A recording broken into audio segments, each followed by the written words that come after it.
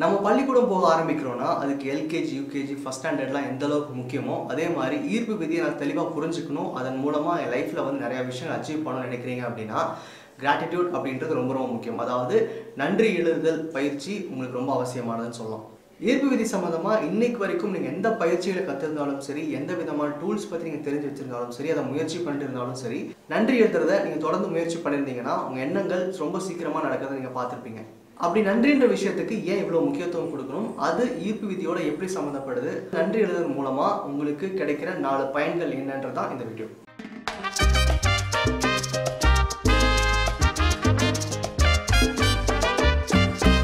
நம்ம எப்பவுமே வாழ்க்கையில் ஏதாவது ஒரு விஷயம் தேடி ஓடிக்கிட்டே இருப்போம். அதாவது நமக்கு பணம் தேவைகள் இருக்கும்போது அதை பற்றி அதிகமாக சிந்திப்போம், அதை பற்றி அதிகமாக பார்த்துட்டு இருப்போம், அதுக்கான தேவைகள் எப்படி பூர்த்தி செய்யறதை யோசிப்போம். அதே மாதிரி ஒரு சில நேரங்களில் நம்ம ஹெல்த் ப்ராப்ளமாக இருந்துச்சு அப்படின்னா அதை எப்படி சரி பண்ணலாம், அதுக்கு நான் என்னெல்லாம் பண்ணணும்னு அதுக்கு கொஞ்சம் நாள் ஃபோக்கஸ் பண்ணுவோம். நம்ம வாழ்க்கையோட தேவைகள் மாற மாற அன்னைக்கு என்ன அவசியமோ அதை நம்ம அதிகமாக பார்க்கறதுக்கான மனநிலை தான் நமக்கு எல்லாத்துக்குமே இருக்குது. அப்போது வாழ்க்கையை எப்பவுமே வந்து முழுசாக எல்லா விதத்துலையும் நீங்கள் சந்தோஷமாக இருக்கணுங்கிறத புரிஞ்சுக்கிறதே இல்லை. வெறும் பணத்தையோ வேலையோ மட்டும் முக்கியமாக பார்க்க முடியாது, வெறும் ஹெல்த்தையோ ஃபேமிலியோ மட்டும் முக்கியமாக பார்க்க முடியாது, வெறும் வேலையையும் வாழ்க்கையோட வெற்றிகளை மட்டுமே முக்கியமாக பார்க்க முடியாது. அப்போது வாழ்க்கை அப்படின்றது எல்லாமும் கலந்த ஒரு பேலன்ஸ் ஸ்டேஜில் இருக்கணும். அதுக்கு நன்றி எழுதுகிற விஷயம் கண்டிப்பாக ஹெல்ப் பண்ணும். எப்படின்னு கேட்டிங்கன்னா, நீங்கள் ஒரு விஷயத்துக்கு நன்றி சொல்லும் போது லைஃப்பில் ஏதோ ஒரு விஷயத்துக்கு மட்டும் சொல்லக்கூடாது. நீங்கள் இன்னைக்கு அனுபவிக்கிற உங்ககிட்ட இருக்கிற உங்கள் லைஃப்பை ரொம்ப கம்ஃபர்டபுளாக வச்சுருக்கிற எல்லா விஷயங்களுக்கும் சேர்த்தா நன்றி சொல்வீங்க. அப்படி சொல்லும் போது வாழ்க்கையில் எனக்கு எல்லாமே இருக்குது, இன்னைக்கு இதன் மூலமாக தான் என் வாழ்க்கை சரியாக போகுது அப்படின்றத உங்கள் கான்சியஸ் சொல்லி கொடுக்குறீங்க. அப்போது லைஃப்பில் எல்லாத்தையும் ஒரு சேர பார்க்கக்கூடிய நிலை வந்து நன்றி எழுதுறது வந்து உங்களுக்கு ஹெல்ப் பண்ணுது. அப்போது உங்கள் லைஃப் வந்து பேலன்ஸ் ஆகிறத பார்க்குறீங்க. அதாவது எல்லா விதமான தேவைகளும் வாழ்க்கைக்கு முக்கியம் அப்படின்றத உங்களுக்கு புரிய வைக்குது. அதுக்கு நன்றியும் சொல்லும் போது அது உங்கள் லைஃப்பை ரொம்ப கம்ஃபர்டபுளாக கொண்டு போகுது. அடுத்தது, நீங்கள் அதிகப்படியாக நன்றிகள் எழுதும்போது உங்கள் வாழ்க்கை எதை நோக்கி போகுது அப்படிங்கிற ஒரு ஃபோக்கஸ் உங்களுக்கு கொடுக்குது. எதை நீங்கள் பார்க்கணும், எதை நீங்கள் கவனிக்கணும் அப்படிங்கிற ஒரு எண்ணத்தை உங்களுக்குள்ள கொடுக்குது. இது ஈர்ப்பு விதியில் ரொம்ப முக்கியமாக உங்களுக்கு ஹெல்ப் பண்ணும். காரணம் என்னென்னா, லைஃப்பில் நிறைய விஷயங்களுக்காக வருத்தப்படுவோம், நிறைய விஷயங்களை கம்ப்ளைண்ட் பண்ணுவோம். ஆனால் நன்றி எழுதும்போது மட்டும் நம்ம தெளிவாக எதை நம்ம பார்க்கணும், எப்படியெல்லாம் நம்ம லைஃப் சரியாக இருக்குது அப்படிங்கிறத யோசிக்கிறோம். அந்த நேரத்தில் நீங்கள் சொல்கிற நன்றிகள் வந்து நீங்கள் எதை லைஃப்பில் எதிர்பார்க்குறீங்களோ அதுக்கு போய் சேர்றதுக்கு உண்டான ஒரு அழகான பிளாட்ஃபார்ம் அமைச்சு கொடுக்குன்னு சொல்லலாம். பொதுவாகவே நம்ம வந்து அன்னன்னைக்கு உண்டான பிரச்சனைகளை எப்படி சால்வ் பண்ணலான்னு தான் பார்ப்போம். அப்படி இருக்கும்போது உங்களுக்கு என்ன தேவையோ, லைஃப்பில் என்ன முக்கியமோ அதை பார்க்குறதுக்கு உண்டான நேரம் கிடைக்காது.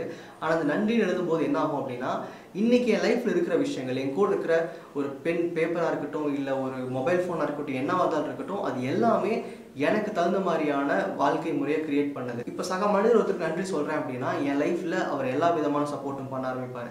அது மாதிரி ஒரு பொருளுக்கு நன்றி சொல்கிறேன்னா அதோட சர்வீஸ் வந்து எனக்கு அதிகமாக கிடைக்க ஆரம்பிக்கும். அந்த மாதிரி நன்றியை தொடர்ந்து எழுதும்போது என்னை சுற்றி இருக்கிற எல்லா விஷயங்களும் எனக்கு சப்போர்ட்டிவாக இருக்க ஆரம்பிக்குது.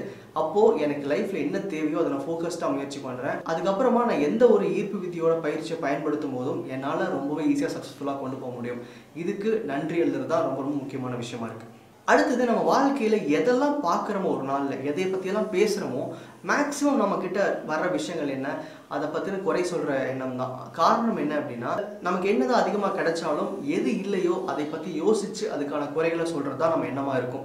அப்போது கம்ப்ளைனிங் அப்படின்றது நம்ம வாழ்க்கையில் தவிர்க்கவே முடியாது. ரொம்ப சிம்பிளாக சொல்லணும்னா, அதிகமாக வெயில் அடித்தாலும் என்ன இப்படி இருக்குன்னு கேட்போம், அதிகமாக மழை பெஞ்சாலும் ஏன் இப்படி இருக்குன்னு கேட்போம். ரெண்டுமே வாழ்க்கைக்கு இம்பார்ட்டன்ட் அப்படின்றத நம்ம புரிஞ்சுக்கிறது இல்லை. அதாவது அந்த விஷயங்கள் அதோட தன்மையில் இருந்தால் கூட அது நம்ம காலப்போக்கில் அது கம்ப்ளைனிங்காக சொல்ல ஆரம்பிச்சிடறோம். இது நம்மளோட இயல்பாகவே ஆயிடுச்சு. அப்போது இந்த மாதிரியான ஏற்ற இறக்கமான மனநிலையோடு இருக்கும்போது, அதாவது ஒரு விஷயங்களை கம்ப்ளைண்ட் பண்ணிட்டு திரும்ப இன்னொரு விஷயம் சந்தோஷப்படுற இந்த ஏற்ற இறக்கமான மனநிலை அப்படின்றது உங்களை நேர்மறையான எண்ணங்களுக்குள்ளே கொண்டு போகாது. அப்போ உங்களை பாசிட்டிவாக வச்சுக்கிற விஷயங்கள் என்ன, கம்ப்ளைனிங், அதாவது குறை சொல்கிறதுக்கு ஆப்போசிட்டான விஷயம் என்ன அப்படின்னு கேட்டால், என்கிட்ட இன்னைக்கு அதிகமாக இருக்கோ கம்மியாக இருக்கோ அதுக்கு நான் நன்றி சொல்கிற அந்த முயற்சி தான் என்னை வந்து எப்போவுமே நேர்மறையாக வச்சுக்கும். அப்போது ஒவ்வொரு தடவை நீங்கள் நன்றி எழுதும் போதும் உங்கள் வாழ்க்கையில் நீங்கள் சொல்கிற அந்த குறைகளை குறைக்க ஆரம்பிக்கிறீங்க. இன்றைக்கி எதெல்லாம் குறையாக பார்க்குறீங்களோ அதெல்லாம் நீங்கள் நன்றியாக மாற்றிட்டீங்க அப்படின்னா உங்களுக்குள்ள அந்த பாசிட்டிவ் மைண்ட் செட்ன்றது வர ஆரம்பிக்கும். நம்மக்கிட்ட எதெல்லாம் இல்லை, அதை எப்படியெல்லாம் குறை சொல்லலாம் அப்படிங்கிற அந்த எண்ணம் போயிட்டு நம்மக்கிட்ட இருக்கிற அந்த அளவான தேவையான விஷயங்களுக்கு மட்டும் கூட நம்ம நன்றி சொல்ல ஆரம்பிப்போம். இந்த ஒரு பண்பு அப்படின்றது நீங்கள் நன்றி சொல்கிறதுனால கிரியேட் ஆகுது.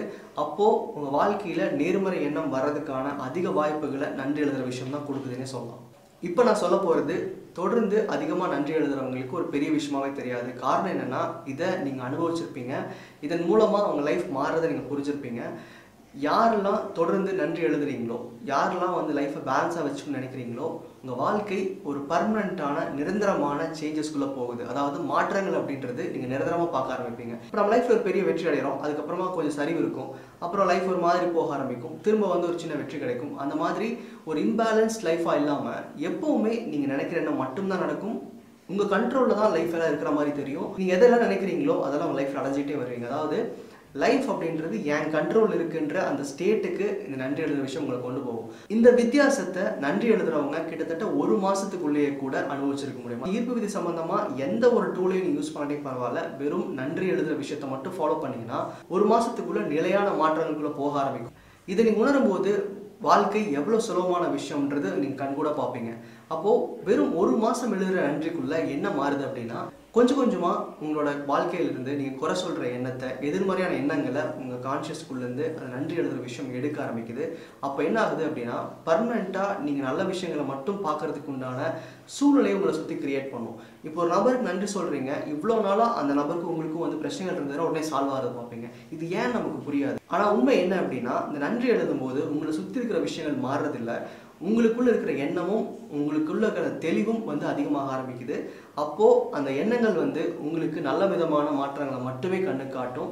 தொடர்ந்து உங்களை சுற்றி எதிர்மறை விஷயங்கள் இருந்தாலும் அதை நீங்கள் பார்க்கவே முடியாமல் போயிடும். அதை தான் இந்த நன்றி எழுதுகிற விஷயம் உங்களுக்குள்ள ஒரு நிரந்தரமான மாற்றமாக கொடுக்குது. இவ்வளோ நாள் என்னோட வீடியோஸில் நான் அதிகப்படியாக பேசுகிற விஷயங்கள் நன்றியை பற்றி தான் இருக்கும். என் கூட பர்சனலாக பேசுகிறவங்களுக்கும் தெரியும், என் பர்சனல் கோச்சிங் இருக்கிறவங்களுக்கும் தெரியும். இந்த ஒரு முயற்சியை சரியாக நீங்கள் பண்ணிட்டீங்க அப்படின்னா ஈர்ப்பு விதி அப்படின்றது ரொம்ப ரொம்ப சுலபமாக இருக்கும். உங்களுக்கு புரிஞ்சுக்கிறதுக்கு எல்லா விதமான வாய்ப்புகளையும் அது ஏற்படுத்தி கொடுக்கும். இந்த வாழ்க்கை எவ்வளோ ஈஸி, எவ்வளோ நான் வந்து அழகாக ஹேண்டில் பண்ணலாம் அப்படின்றத இது சொல்லிக் கொடுக்கும். நம்மளோட தேவைகள் அப்படின்றது நமக்கு பக்கத்திலே இருக்கிறது தெரிய ஆரம்பிக்கும். இதுக்கு நன்றி எழுதுறது ரொம்ப ரொம்ப அவசியம். இதை பற்றி உங்களுக்கு ஏதாவது சந்தேகங்கள் இருந்துச்சுன்னா நீங்கள் கமெண்ட்டில் தெரிவிக்கலாம். நன்றி.